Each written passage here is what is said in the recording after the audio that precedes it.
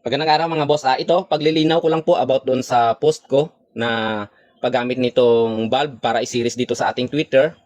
Ay marami po ang iba't ibang reaksyon at comment doon. So, ito mga boss, depende po kasi sa situation. Gaya po nito, may mga Twitter po kasi minsan na masyadong mababa ang wattage. So, kailangan po natin na ibatay ito sa wattage ng bulb na ginagamit natin. Mayroon minsan na nasisira po ang Twitter, buhay pa po itong bulb kasi masyadong mataas, mahihirapan sa pagputol hindi agad napuputol itong filament ng ating bulb dahil nga mataas po ang kanyang wattage. So, regarding doon sa connection ko po nitong bulb na ito ipapaliwanag ko po sa inyo. Ito, naglagay po ako ng 3 wire dito sa bulb kasi itong bulb po na ginagamit ko ay mayroong 2 filament sa loob. So, ayan po siya. Bali, kung sa motorsiklo po kasi ito, mayroon siyang high at saka low. Pero ito, parehas po ang wattage nitong 2 filament na nasa loob. So, 2 lang po siya. Pwede po ito kasi na, pag ganito po, ang ginamit po natin na pin, itong 2 na, ito nasa dulo, nakasiris po itong 2 filament. Pag ngayon, pag itong gamitin natin, itong body ground niya, at itong kabila ay isang filament lang po ang mai-energize. Kung ganito naman at dito, so yung sa kabila naman po na filament ang may energize. So sinubukan ko po, kadalasan po kasi na ginagamit ko para hindi agad bumigay itong bulb, ay kinukonect ko po sa series kasi sa sound system po, malalaking wattage po ng mga tweeters ang ginagamit. Ito nga po, maliit pa ito na tweeter. So kaya sinisiris ko po itong bulb para hindi agad bumigay kasi sa sound system mga boss, kadalasan na out ng aking amplifier para sa aking mga tweeters ay nasa 5 to 7 volts po ang binibigay ko na voltage. So minsan may mga rapid beat po ay umaabot po siya ng 10 hanggang 12, minsan umaabot po ng 15. So pag umabot na po kasi ng 15 volts ay nasa critical situation na po ang ating tweeter, maaari na po siyang ma-damage. So ito, hindi ko po sinasabi na hindi po ito nakakatulong. Yung post ko po nung nakaraan, kino-compare lang po natin ang tunog ng mayroong bulb at saka doon sa wala. So, di ba nga po, sabi ko kayo na po ang humusga, hindi ko po kayo dinidiscourage. Yun po ang pagkasabi ko sa aking post. So, ngayon mga boss, ito, may dalawang connection po kasi ito. Minsan, ako kasi mga boss, yung aking po na sariling diskarte ay nasa negative po ito. Nasa negative po ang ating bulb.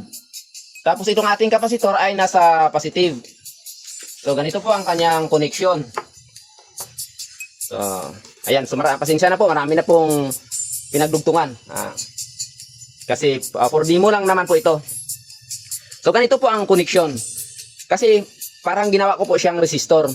Ito, di ba pag naglagay po tayo ng resistor, kung hindi po sila magkasunod ditong ating kapasitor ay dito po natin siya nilalagay sa negative side.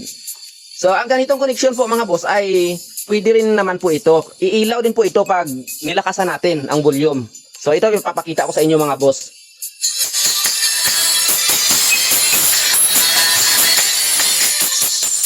So ayan, 'di ba? Nakita niyo mga boss, umilaw po siya pag nilakasan natin. So doon maraming nagko-comment doon sa unang post ko kasi hindi daw po umilaw kasi mali daw po ang pagka-connect ko nitong bulb.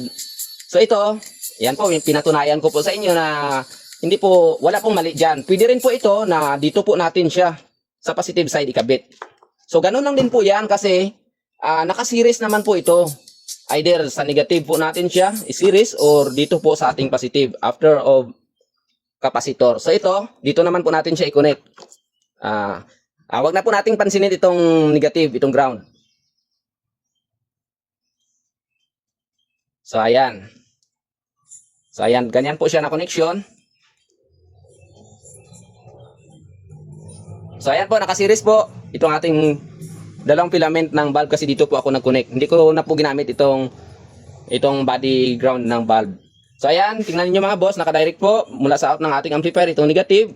Tapos itong positive po ay dumaan po sa kapasitor. Tapos dito sa ating bulb na i-series natin, papunta na po ito sa positive ng ating tweeter.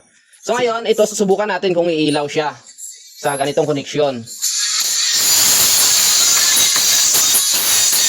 So ayan mga boss, hindi po ba umilaw siya?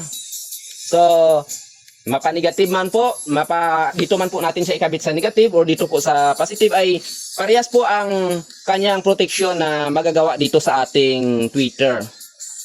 So ito mga boss, marami na po ang gumagamit nito. So, wala po akong sinasabi na discouragement. So, ang atin lang po ay dinidiscover po natin ang diferensya ng tunog. Kahit na balikan nyo po yung aking post ay ang tunog po, ang magiging tunog po ng Twitter. Ang sabi ko po, ang magiging tunog ang i-compare natin. So, yan lang po mga boss. Sana po ay naliwanagan kayo. Maraming salamat po sa muling pagtutok dito sa aking video.